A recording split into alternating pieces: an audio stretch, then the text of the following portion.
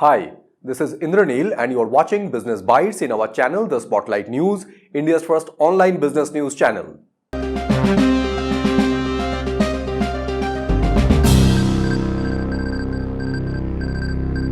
In today's Business Bites, first news we have Christ Capital to acquire pan-India bakery chain Theobroma Foods at a discounted valuation.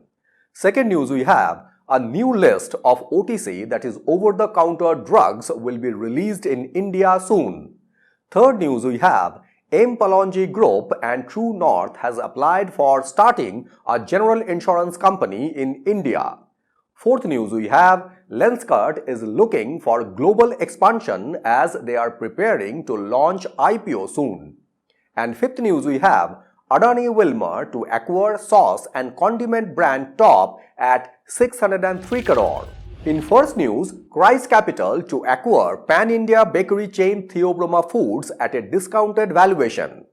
Theobroma Foods was originally valued at 3,000 crore, that is around 344 million US from the founder's family and other shareholders when Theobroma's poor financial results reduced their valuation at about 1,800 crore, which is around 206 million US, while it is down from 2,400 to 2,500 crore valuation which was offered by few investors in late last year. Due to the poor market conditions and little interest from other buyers, Theobroma promoters are reconsidering the offer from Christ Capital as they are keen on creating a quick service restaurant platform by buying out brands like Theobroma and Belgian Waffle Company. But for now, Belgian Waffle stake sale being stalled for other reasons, and the entire dynamics of the deal with Theobroma are being negotiated. Theobroma Foods is expected to post a revenue of 525 crore to 550 crore in financial year 2025 with EBITDA of close to 80 to 100 crore when their adjusted EBITDA stood at 60 crore with a total revenue of 400 crore in financial year 2024. The company was previously exploring the possibility of an initial public offerings, that is IPO, but the plan was put on hold due to the dip in the market sentiment where the stock market meltdown of the past few months and slowing discretionary spending especially in the urban market, and that led to their declined valuation. Theobroma operates in the urban discretionary space, so the slowdown in spending in that sector impacted their offtake directly, unlike mass brand which sell at entry-level prices. In second news, a new list of OTC, that is over-the-counter drugs, will be released in India soon.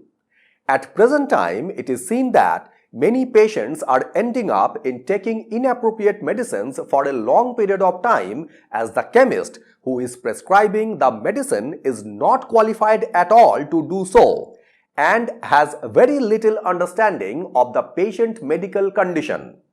For that reason, a subcommittee has formed who is considering international guidelines and may recommend necessary amendments in the Schedule K of the Drugs and Cosmetic Act to incorporate necessary provisions for drugs to be sold over the counter. India's drug regulator had earlier received representations from various companies who were urging for certain formulations be allowed to be sold at OTC, and the committee has had meeting with various lobby groups, NGOs and pharmaceutical companies to get a proper solution to address issues related to OTC products.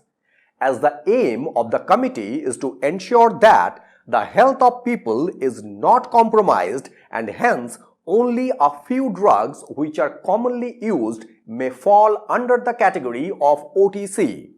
Unlike other countries like the US, UK or China, India does not have any policy framework to support and regulate distribution, marketing and consumption of OTC drugs. And this is despite the fact that commonly used medicines for cough and cold as well as contraceptives are sold over the counter. At present India, neither the Drugs and Cosmetic Act 1940 nor the Drugs and Cosmetic Rules 1945 defines OTC medicines as of now, and there the new formed subcommittee report on the list of OTC drugs which would be available to the general stores too became unnecessary.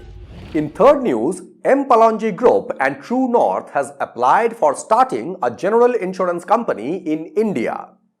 M. Palanji Group with promoters Mehli Mistry and Feroze Mistry with Divya Sehgal of True North is expected to launch a general insurance company with an initial investment of 200 crore which is backed by 6 investors, where M. Palanji Group has prior experience in the insurance sector as a long-term investor in PNB MetLife, where it holds nearly 20% stake. And M. Palanji Group's business span various sectors like painting, dredging, logistics, shipping, finance, investment, life insurance, automobile dealership, and in the manufacturing of specialty coatings. The general insurance industry is growing in double digits over the past several years, when in financial year 2024 it extended by 15.5% year-on-year, with the gross direct premium income reaching at 2.79 lakh crore, and it is projected to grow by 32% to 3.7 lakh crore by financial year 2026.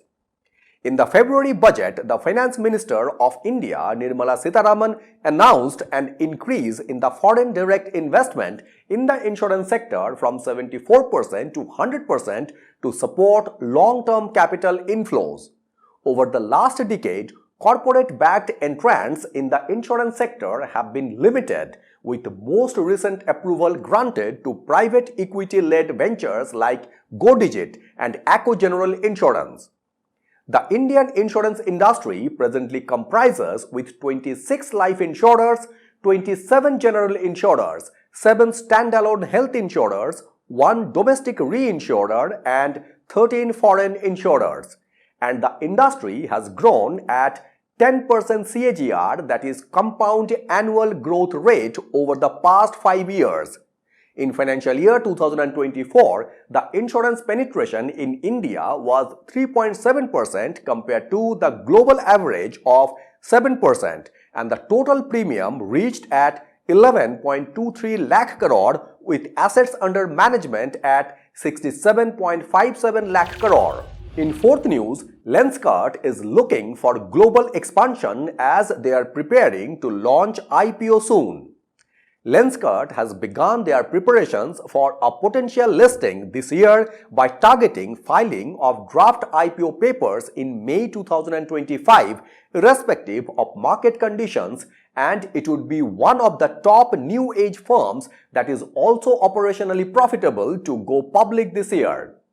Lenskart, started from Faridabad in 2010 by Mr. Piyush Bansal, has grown from an online eyewear retailer to one of Asia's leading omnichannel eyewear companies with a network of more than 2,500 stores across India and Southeast Asia, and with their strong online presence, they has leveraged their hybrid approach to drive growth. In financial year 2024, Lenskart has registered operating revenue as 5,428 crore, which was increased by 43%, while their EBITDA was more than doubled to 856 crore.